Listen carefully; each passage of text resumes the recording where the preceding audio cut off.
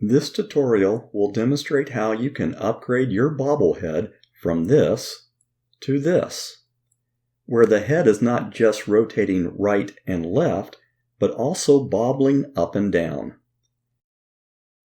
This is Randy with another Create Studio Pro tip. To create this effect, we want to combine two preset motions. The swing motion loop that Josh shared in his bobblehead tutorial, combined with the position swing Y preset.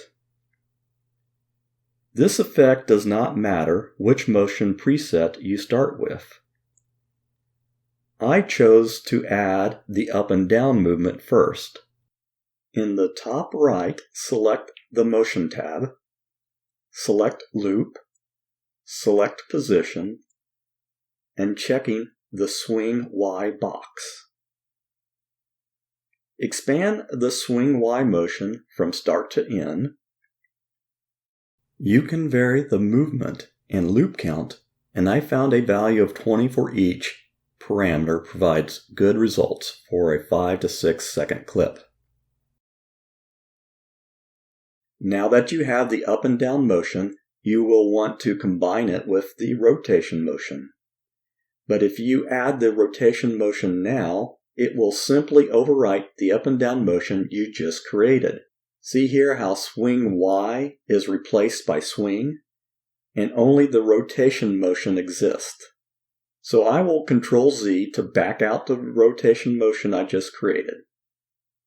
Now I'm back to the up and down motion. So here's the tip. To combine two motions, you need to create a group of your clip, even if it is a single clip. Select the bobblehead in the canvas, right mouse click, and select Group. At the start of the clip, you will see stacked diamonds and a title of group.